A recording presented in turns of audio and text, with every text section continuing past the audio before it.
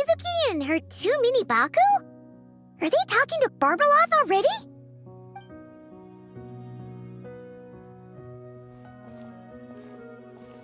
Traveler and Paimon? Lady Barbeloth was just talking about you.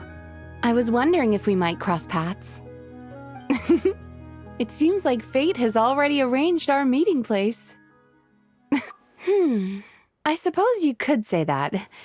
If the prep work for this educational film about psychology I'm doing goes smoothly, I should indeed have time for some leisure. Though until then, I still need to focus on my work. Whoa! Films can do that? That's amazing! It's a new idea I came up with. Back when I was promoting Isa Bathhouse, I took inspiration from Fontanian cinema and recorded a few variety show episodes. People seemed to love it. Not only did they watch every episode, they even remembered all the psychological concepts we showcased. So I thought, why not make a few films about mental disorders as a fun and educational way to explain basic psychological concepts? If I can raise everyone's basic awareness, perhaps people can develop a more objective understanding of what mental disorders are. Perhaps I can stop people from blindly dismissing these conditions as made-up nonsense, or treating them like some terrifying boogeyman. And maybe my future therapy sessions will go a little more smoothly.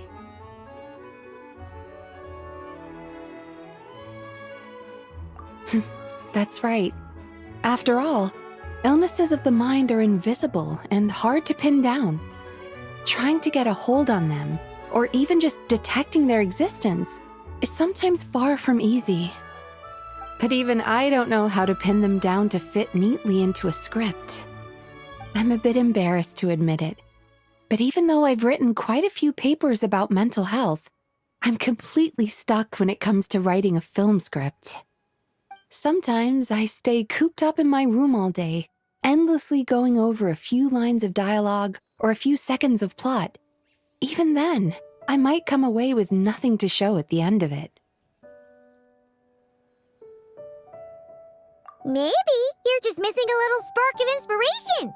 When Paimon and the Traveler get stuck on one thing, we do something else, and then, ding! The answer just pops into our heads. It seems like great minds think alike, Paimon.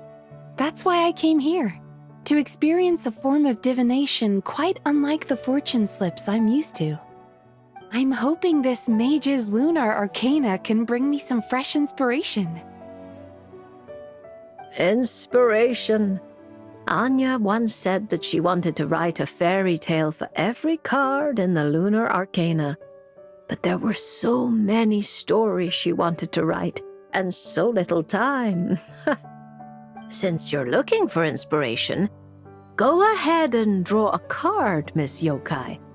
I hope that mage's unfinished fairy tale can lead you to the inspiration for your own story. All right, Lady Barbeloth. But most of what I know about divination relates to the Grand Narukami Shrine. Fortune-telling with cards is a first for me. If I do anything that breaks the proper ritual etiquette, please set me straight.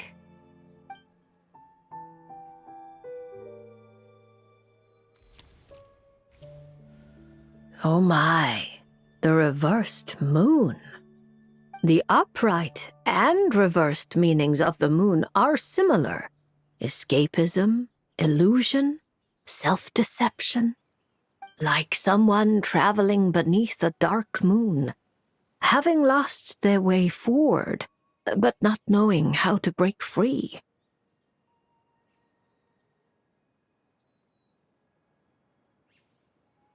Yeah.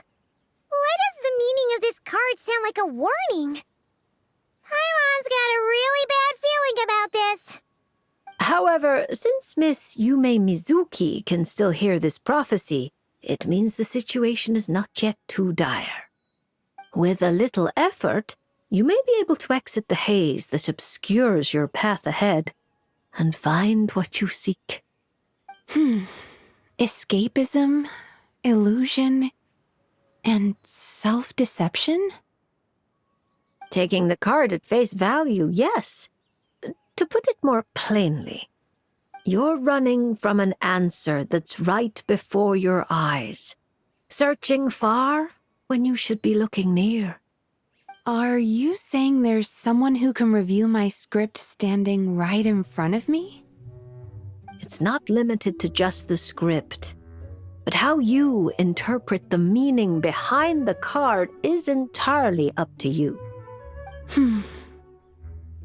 The answer is right in front of my eyes, yet I'm searching far when I should be looking near. I think I understand what you're getting at. When you put it like that, I really have been deceiving myself. Or rather, I couldn't help but search far when I should be looking near. I thought about visiting Yae Publishing House and asking Guja Yae for advice, but then... From a clinical perspective, I suppose this counts as unconscious avoidance. Thank you for your divination, Lady Barbaloth. You really helped me find inspiration after all. There's no need to thank me. I did nothing. You untangled the threads of fate yourself. I merely placed the loose ends in your hands. However, Guji Yae is also someone swept along by fate. Intertwining threads often bring trouble. With that in mind, keeping your distance wouldn't necessarily be a bad thing. If I simply ask for some feedback on my script, surely that wouldn't bring fate into the mix, would it? As I said, how you interpret things is not up to me, Miss Yume Mizuki. I cannot see every twist in your future from reading a single card. Who can perceive every obstacle on the path of fate before it trips them up? Sometimes it's just like that little brat said. Fate is called as such, for it cannot be changed, nor can it be reversed. It can only but be accepted. Anyway, Miss Yokai, I look forward to watching your film.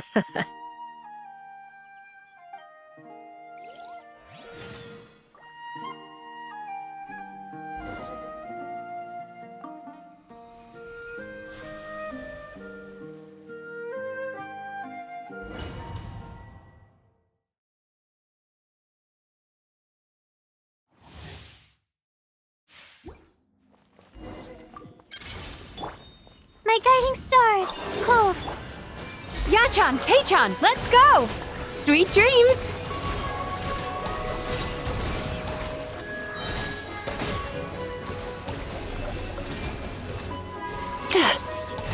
Stars, shine for me. The night. Cast your worries to the wind!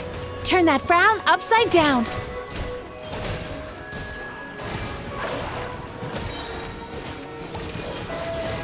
Cold, mine to command. My guiding.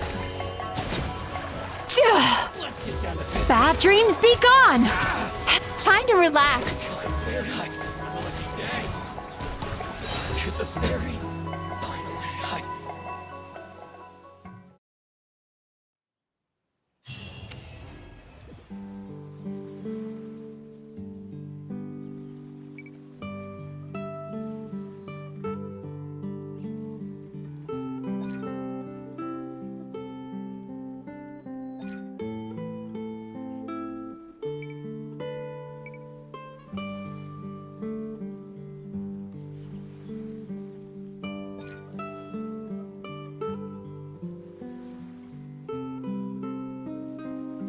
Combat data updated. Please rest assured that I will not blow the roof off again.